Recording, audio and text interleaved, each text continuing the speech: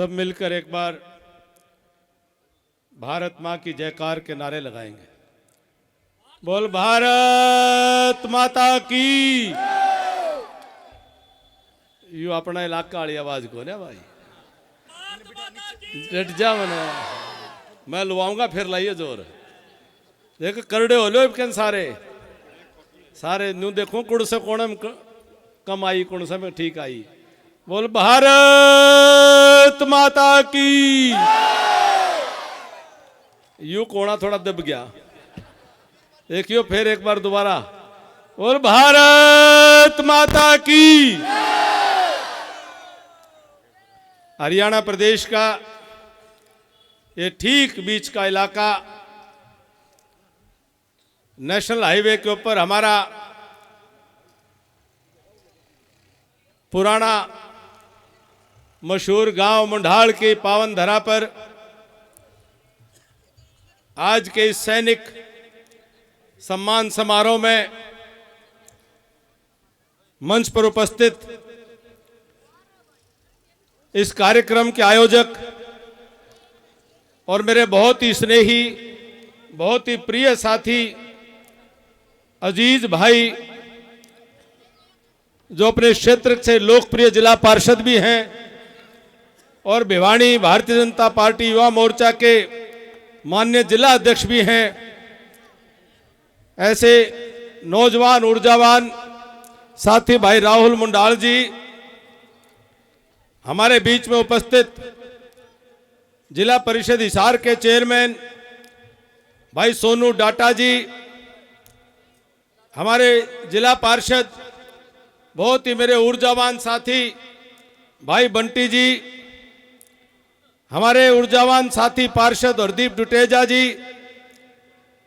भिवानी नगर परिषद के पूर्व चेयरमैन भाई रण सिंह यादव जी, किसान मोर्चा के जिला अध्यक्ष भाई महिपाल धनाना जी, प्रदेश उपाध्यक्ष सैनिक प्रकोष्ठ आदरणीय धर्मपाल शर्मा जी, नवीन ढोल जी, जिला रोहतक के युवा के अध्यक्ष हमारे अमित मोर जी, भाई धीरज शर्मा जी, जिला महामंत्री युवा मोर्चा मोक्ष कक्कड़ जी, शंकर सांडिल्य जी, सीताराम जी जांगड़ा जो बड़ी सुंदर तरीके से मंच का संचालन कर रहे हैं, भाई कपिल सरपंच जी धनाना से, सुंदर चेयरमैन जी भवानी खेड़ा से, और आज के इस हमारे कार्यक्रम में विशेष रूप से जिन्होंने समय निकाला हरियाणा प्रदेश के हरियाणवी संस्कृति के लोकप्रिय कलाकार साथी भाई मासूम शर्मा जी, और बहुत सुंदर भजन जिन्होंने प्रस्तुत किया, और 20 साल से मेरे बहुत पुराने साथी आज उलाना दे रहे थे, बोला कि याद कम किया है भाई विकास पासोरिया जी, और जिन्होंने अभी गाना जिन्होंने बहुत सुंदर गाना गाया, फौज में मेरी regiment 7 mechanised infantry first Dogra के मेरे साथी भाई सूबेदार नवीन पुनिया साहब, और आज के कार्यक्रम में उपस्थित मेरे सभी बहुत ही सम्मानित वरिष्ठ नेतागण पदाधिकारीगण, सम्मानित मंच और कार्यक्रम में उपस्थित मेरे सम्मानित पिता तुल्य बुजुर्गों, पूजा के योग्य मात्र शक्ति, सैनिक साथियों, नौजवान साथियों, पत्रकार छायाकार मित्रों और इस देश का भविष्य प्यारे बच्चों, सबसे पहले तो मैं आज यहां पर उपस्थित अपनी सरदारी को, सम्मानित पिता तुल्य बुजुर्गों को और माताओं के चरणों में सिर झुका करके नमन करता हूं, आप सबको प्रणाम करता हूं। आज मेरे लिए बड़े सौभाग्य की बात है कि भाई राहुल मुंडाल जी ने एक आवाज के ऊपर इतने बड़े परिवार को यहां एकत्र किया और मुझे अपनी बात कहने का मौका आप सबके बीच में दिया। यहां बैठा हुआ पुरानी अतीत की यादों में खो करके मुझे आज से 40-45 साल पुराना वक्त याद आ रहा था, जब यह मुंडाल का बस अड्डा और इसके ऊपर एक कुएं पे गौ माता की मूर्ति और पुराने गणेश 3 व्हीलर चला करते थे। जब गांव खांडा जाना हुआ करता तो बस से उतर जाते और फिर अगला गणेश 3 व्हीलर में बैठ करके गांव में आगे जाया करते थे। आज पुराने वो दिन याद आ गए। ये मुंडाल और ये पूरा इलाका तालू धनाना तक लेकर के रागे और हमारा ये नारनौंद हल्का का खांडा खेड़ी हो चाहे हमारे दूसरे सारे आसपास के गांव हो, आपका और हमारा ऐसा प्रेम है, ऐसा प्यार है जो एक परिवार में हुआ करता है, कुनबे में हुआ करता है। मैं अपने परिवार में आया हूं। मैं आप सबको फिर से बहुत बहुत प्रणाम करता हूं। भाई राहुल मुंडाल जी चिंता कर रहे थे, बोले जी टाइम थोड़ा दिया, टाइम थोड़ा दिया, बोला जी थोड़े लोग आवेंगे।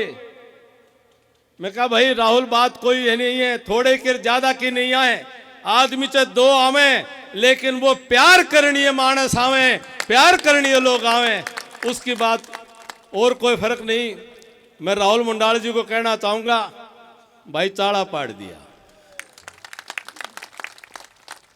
और अपनी बात प्रारंभ करते हुए कि आज के इस कार्यक्रम के आयोजन की महत्ता इस बात में भी बढ़ जाती कि आज भारतवर्ष जो आजादी के 75 साल पूरे करने के बाद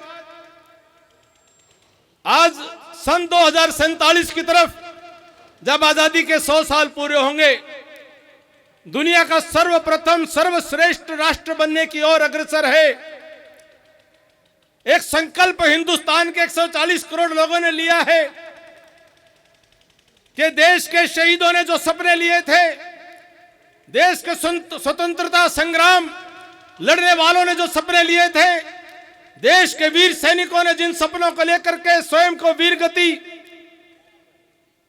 ऐसे सपनों को पूरा करने का समय आ गया है।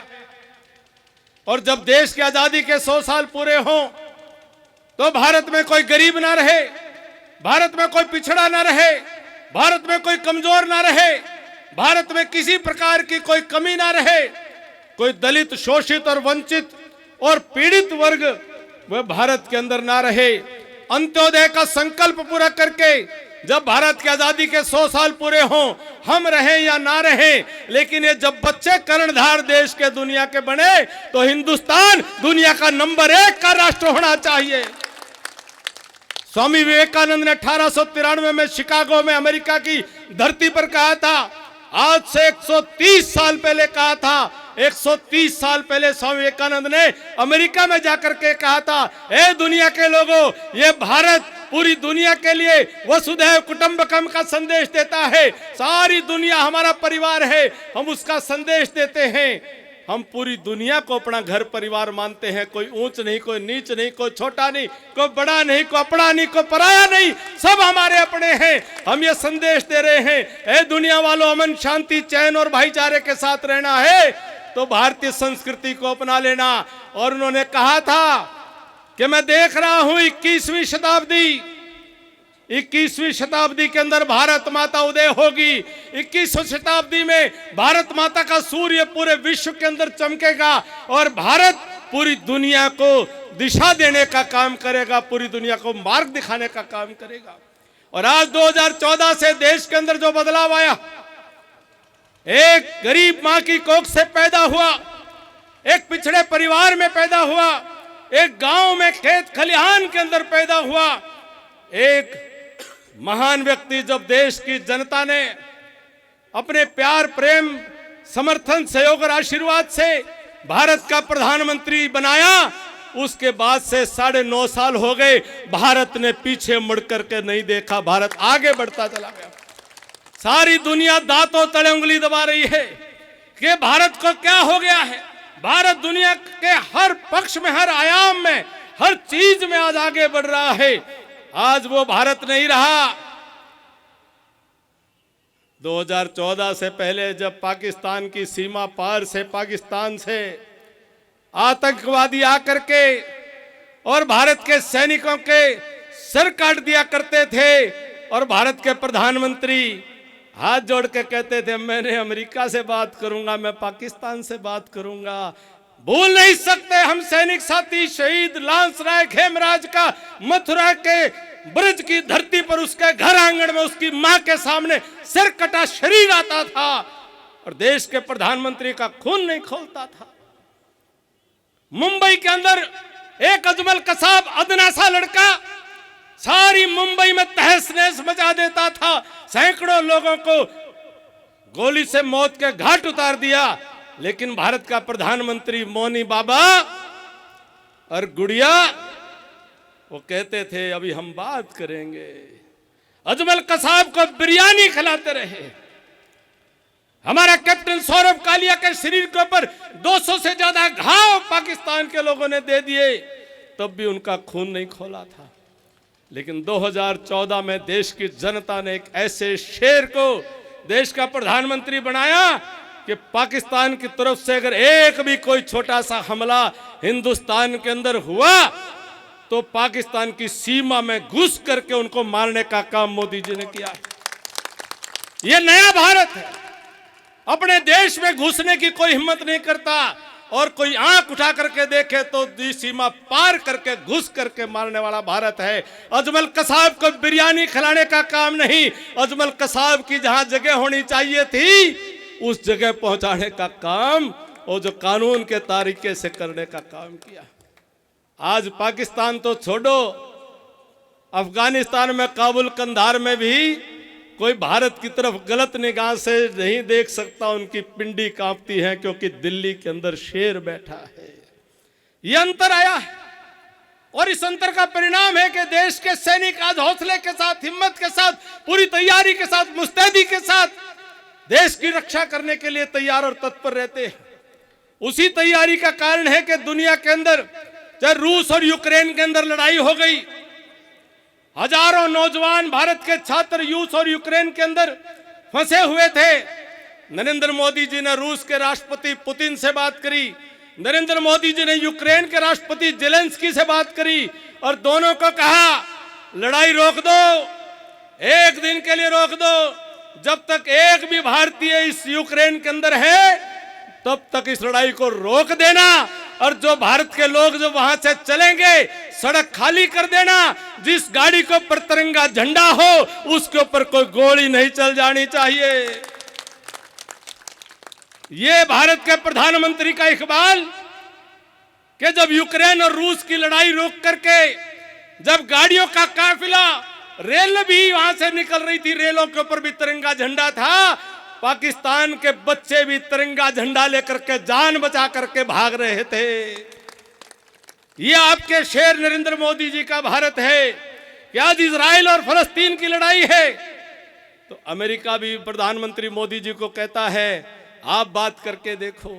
इंग्लैंड भी कहता है कि आप मध्यस्थता करके देखो। अब जर्मनी और फ्रांस भी मोदी जी के पास आते हैं कि जी इन दोनों का समझौता कुछ दिन के लिए करवा दो। साथियों, ये बदलता हुआ भारत आज मजबूत कदम दुनिया में आगे बढ़ा रहा है और केवल दुनिया के अंदर नहीं, भारत दुनिया में इसलिए मजबूत हो रहा है कि भारत अंदरूनी तौर पर मजबूत हो रहा है। कोरोना की महामारी पूरी दुनिया में आई, पूरी दुनिया की अर्थव्यवस्था आज तक उभर नहीं पाई। आज तक यूरोप की अर्थव्यवस्था पूरी तरह चरमराई पड़ी है। आज तक अमेरिका अपनी अर्थव्यवस्था को सुधार नहीं पाया। आज तक चीन अपने घुटनों से ऊपर उठ कर खड़ा नहीं हो पा रहा। लेकिन नरेंद्र मोदी जी की वो गरीब के पक्ष की वो नीतियां थी। उन्होंने कहा था कि कुछ भी हो जाए देश की सरकार का खजाना है, मैं जो कुछ भी आखिरी पाई भी जब तक रहेगी मैं देश के गरीब को भूखा नहीं मरने दूंगा, किसी को बिना इलाज के मरने नहीं दूंगा। दुनिया में पहला देश था जिसने कोरोना की महामारी की वैक्सीन बना करके, पहला देश था साथियों जिसने लोगों को मुफ्त में वैक्सीन की दवाई देने का काम किया। दूसरा कोई देश नहीं था जिसने मुफ्त में वैक्सीन लगाने का काम किया। एक एक हिंदुस्तानी को डोज पे डोज और मुफ्त में देने का काम किया। दुनिया के कई देशों के अंदर दवाई भेजने का काम किया। जब बड़े बड़े देश जब पैसे मांग रहे थे, मोदी जी दुनिया को दवाई फ्री में दे रहे थे। उन्होंने कहा था गरीब की कोई जात नहीं होती, गरीब की कोई पात नहीं होती, गरीब का कोई देश नहीं, गरीब पूरी दुनिया का है। इसलिए जो भी कोई जरूरत होगा हम सबको मदद करने का काम करेंगे।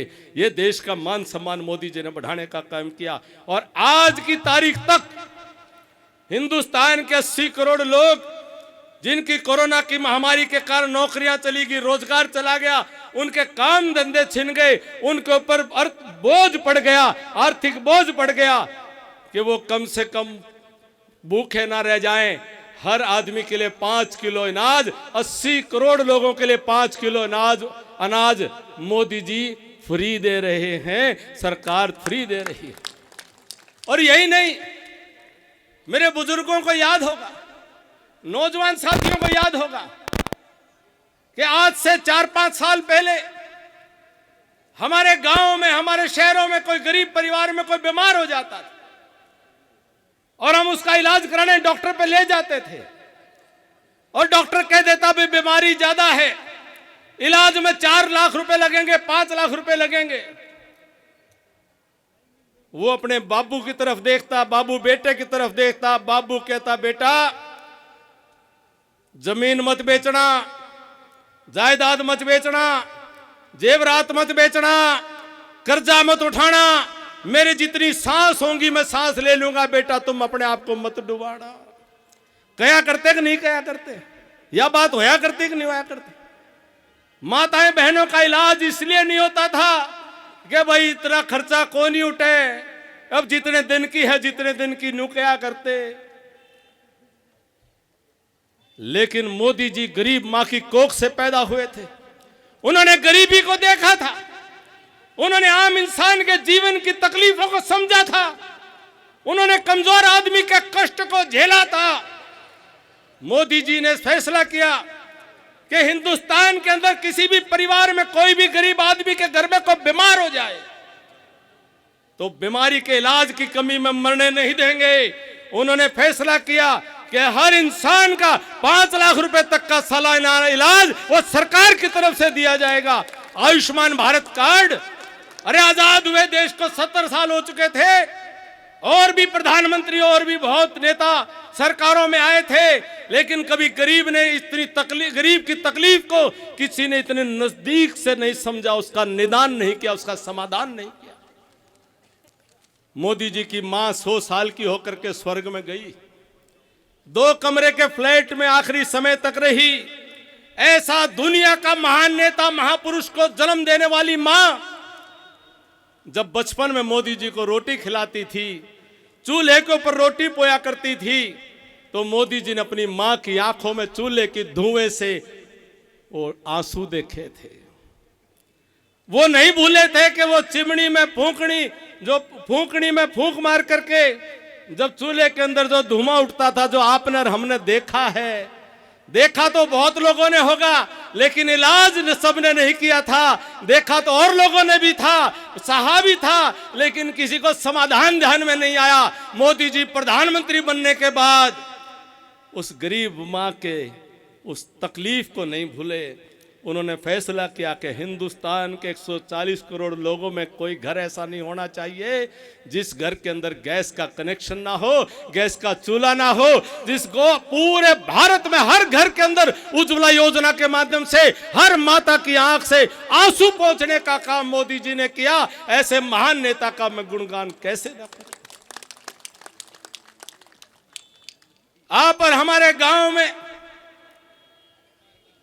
हमने अपनी माताओं बहनों को सुबह शाम की अपनी दिनचर्या को निवृत्ति के लिए गांव की गलियों में से कुर्डियों की तरफ और खेतों की तरफ जाने को मजबूर होते देखा,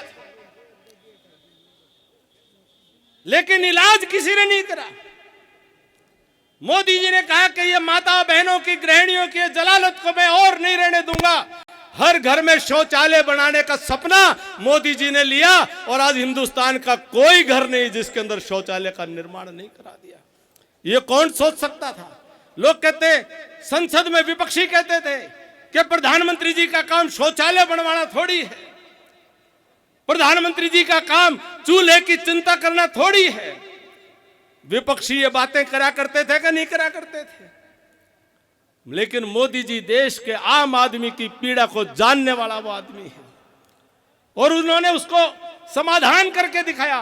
साथियों, में वित्त मंत्री के नाते मैंने आपकी 5 साल सेवा की, आपने मौका दिया। आपको जान करके ताज्जुब होगा, हिंदुस्तान के 125 करोड़ लोग थे 2014 में, केवल 3.5 करोड़ लोगों के बैंक के खाते थे। हिंदुस्तान के 125 करोड़ लोगों में से केवल 3.5 करोड़ लोगों के बैंक के खाते थे।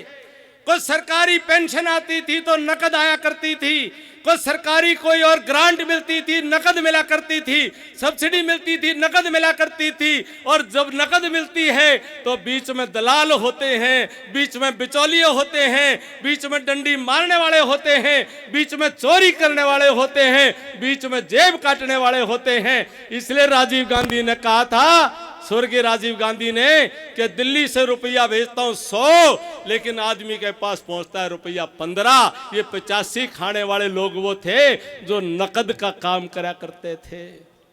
और जिनका नकद का पीछा राहुल जी अभी तो उड़ीसा में पाया, कितने करोड़ पाए बेर कौन, 353 करोड़ तो गिनती आ लिया, मशीन खराब होली गर्म होली, 350 करोड़ रुपए नकद ये पुराने खाए बच रहे हैं। अब मोदी जी निकलवाने लग रहे हैं सबका। और न दर्द आवे तकलीफ आवे तो कहने का तात्पर्य कि आज 140 करोड़ लोग हिंदुस्तान के केवल 9 सालों के अंदर 3.5 करोड़ लोगों के बैंक खाते, आज जो जान करके ताजुब होगा, आज हिंदुस्तान में 70 साल में 3.5 करोड़ लोगों के खाते खुले थे, आज 51 करोड़ लोगों के बैंक के खाते मोदी जी ने खुलवा दिए, 51 करोड़ लोगों के। और पेंशन आवे सीधी खाते में आवे। पहले 2014 से पहले हरियाणा में दीवार पे लिखा था, बोले कर दी मौज बुढ़ापे में, 1000 के नोट लिफाफे में, लिख रखा था, नहीं कर लिख रखा था। असली मौज तईब कर रखी है 3-3 हजार सीधे खाते में। और कोई बिना के में गाए, बिना कोई गीत गाए, बिना कोई देरी करे, सीधा खाते में, ना कोई बिचौलिया, ना कोई दलाल, ना कोई ठगी ठोर। ये मोदी जी और मनोहर लाल जी का हरियाणा में चमत्कार हुआ है साथियों। और बिना खर्ची, बिना पर्ची, हम भी इसी हरियाणा में, हम भी यहीं पैदा हुए, हम भी यहीं पढ़े, हम भी यहीं मरे। साथियों, जब हम पढ़ते थे यूनिवर्सिटी के अंदर, हमारे साथ पढ़नीय छोरे कहा करते, अरे क्यों कागज काले करण में लाग रहा है, नेताओं के पीछे चलना, इनकी जय बोलना, और फिर देखना नौकरी मिलेगी, और न्यू नहीं मिलेगी तो 2-4 किले बेच के मिलेगी। ये 2014 से पहले का हरियाणा था कि नहीं था, बताओ, था कि नहीं था? और 2014 से पहले लिस्ट बना करती थी, सीएम साहब की लिस्ट न्यारी, बेटे सांसद साहब की लिस्ट न्यारी, मंत्री साहबों की लिस्ट न्यारी, एमएलए साहबों की लिस्ट न्यारी, और सबसे न्यारी घरा बैठी मैडम की लिस्ट उससे भी न्यारी थी। लिस्टा का ओडे कौन था? लिस्ट पे लिस्ट लड़ाई माचा करती, आपस में घर में खोए मारा करते। नु क्या करते, इसके 25 साल ये हैं, इसका कर दे, वो कहता डट जा, फोन करूं हूं, दूसरा 50 देने तैयार है, उसका कराएंगे। नु करा करते कि नहीं करा करते? छुट्टी बोली लगा करते कि नहीं लगा करती? और ईब 2014 से पेपर होगा, रिजल्ट आएगा, एक गरीब बस्ती के कोने में रहने वाले रोडवेज के कंडक्टर की बेटी के घर में चिट्ठी पहुंचती है। उसको कोई उम्मीद नहीं थी कि बेटी तुझे एसडीएम लगा दिया, तू एसडीएम बन गई है। सारी गरीब बस्ती में मैंने ढोल बजते देखा, सारी गरीब बस्ती में मैंने नाचते हुए देखे, जिन्होंने कभी सोचा नहीं था कि उनको चपरासी भी कोई लगा देगा बिना खर्ची, बिना पर्ची। उनके बच्चे एसडीएम लग गए, प्रोफेसर लग गए, उनके बच्चे अफसर लग गए। और ईब नुक रैली करेंगे, रैली करेंगे, नु कहेंगे बोले अब पुराना टाइम ले आऊंगा, फिर न्यू लिस्ट बनाऊंगा। न्यू नहीं बता दे, अगर न्यू कहना चाहे तो हमने बकाऊंगा और फिर छोरा न माल खवाऊंगा। उनका मामला यू सारा मामला मलाई लड़ाई, मलाई की लड़ाई है। उनके लिए हरियाणा के जनता को देने के लिए कुछ नहीं है, उनके पास हरियाणा के नौजवान के लिए कोई योजना नहीं है, उनके पास हरियाणा के बच्चों के भविष्य के लिए कोई कल्पना नहीं है। वह केवल मात्र हरियाणा प्रदेश में जात पात का खेल रच करके हरियाणा के लोगों की आंखों पर पट्टी डाल करके किसी तरह से अपने परिवारों का राज बनाना चाहते हैं। ये सारे परिवारवादी लोग ये रले मिले हैं, ये सारे परिवारवादी, जातिवादी, भाई भतीजावादी, ये सारे भ्रष्टाचारी ये रले मिले हैं। अभी मन्नू जैसा कोई एक आदि लिकड़े, उसने रल मिलकर सारे चक्रव्यूह रच करके उसका जो कर दिया वो कर दे हैं। सारे रल मिलकर सारा का टेलीफोन बाजे, मेरा आपने बेरा भी को नहीं होगा। हम सागी 6 भाइयां, ताऊ वाले मिलाकर 10 भाइयां, लेकिन किसी ने कोई भी भाई हमारा राजनीति में नहीं है। और मेरी मां ने 6 भाई में से 3 भाई हम फौज में भेजे, फौज में सेवा करने के लिए भेजे, लेकिन कोई राजनीति में नहीं है। और आपका बेटी डॉक्टर है, आपका बेटा भी अपना काम करे, लेकिन हरियाणा में कोई नाम नहीं बेरा होगा किसी ने, अपना काम धंधा अपनी नौकरी करे। लेकिन मेरा राजनीतिक परिवार, मेरा परिवार कोई है तो राहुल मुंडाड़ मेरा भाई है, नवीन ढोल मेरा भाई है, ये सारे मेरे ये भाई सारे के सारे ये मेरा परिवार है, आप मेरा परिवार हो। और अपने परिवार के लिए 5 साल नारनौंद के मेरे मालिकों ने मुझे सेवादारी दी थी। भाई विकास पासोरिया ने गाना बहुत सुथरा गाया, बीजेपी का राज बना दो, हरियाणा में बहुत सुथरा बनाया। पर अभिमन्यु ने सरताज बनने का कोई शौक नहीं भाई, मन तो सेवादारी रख लियो, अपने पाया में रख लियो, बस अपने दिल में रख लियो, अपने पाया में रख लियो, मैंने कोई सरताज बनने का शौक नहीं।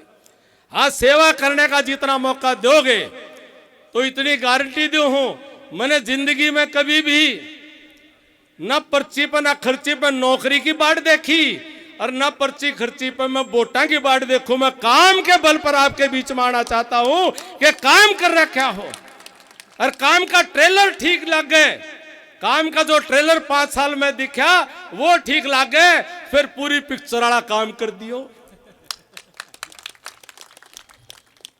और अब मैंने भी 4 साल बतेरा आराम कर लिया, ये भी टाइम आ लिया है। कुछ हमने भी बहुत चीजें समझ में आ गई होंगी। अब सारा इलाका जाग गया है, सारे इलाके में चेतना है कि कोई जात पात की राजनीति के चक्कर में नहीं पड़ेंगे, अपना देखेंगे, अपनी भलाई देखेंगे, अपने विकास देखेंगे, अपने बच्चों का, नौजवानों का भविष्य देखेंगे, अपने बहन बेटियों की इज्जत और उनको सुरक्षा का एहसास हो, इस बात के लिए देखेंगे, अपने बुजुर्गों का सम्मान हो, हमारा इलाका आगे बढ़े, हम इस बात के लिए अब अपना समर्थन देंगे। जो बाट देख रहे हैं नी, कई नारे लाओगे, बोला फलाने तो तारे गेलिया कोनी, फलाने कोनी। कुछ दिन पहले मैं कहते बोला वह तो तारे से है, बोला वह कोनी, मुझे कुण से कोनी।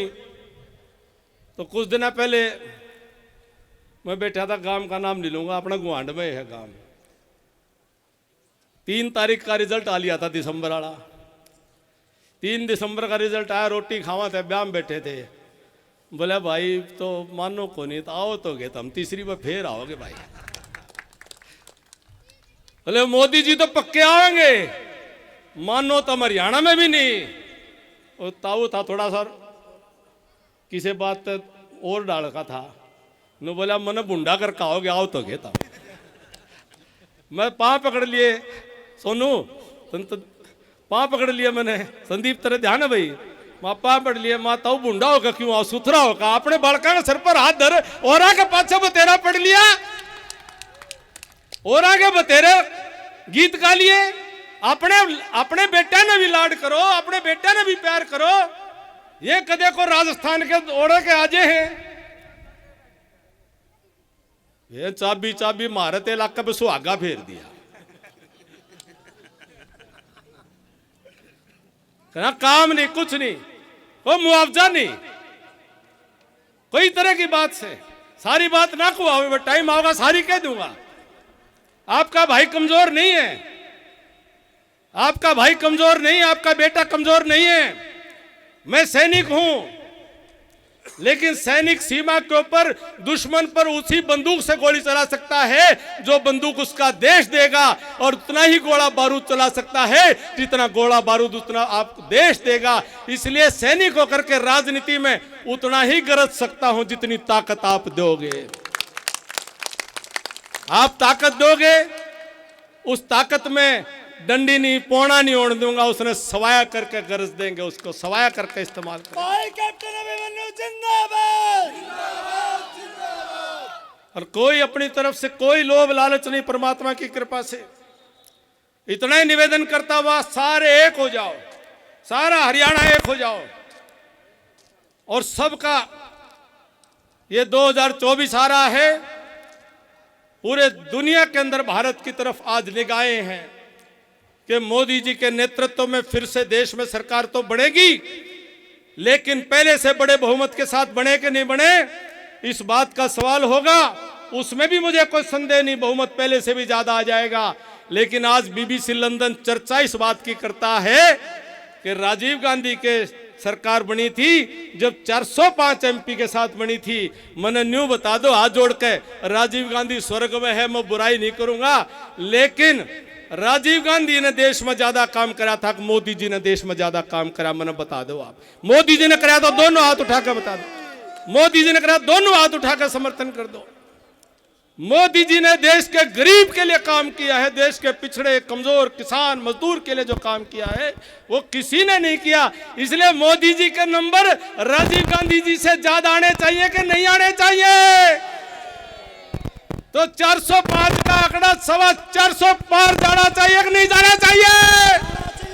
है मेरे मुंडाल के इलाके के शेरों, निश्चित तौर पर मोदी जी तक आपकी आवाज पहुंचेगी, और मैं आपके तरफ से भरोसा और विश्वास और यकीन लेकर के आज यहां से जाऊंगा कि 10 की 10 मोदी जी की झोली में डालने का काम करेंगे, और हरियाणा प्रदेश के पार बसावे।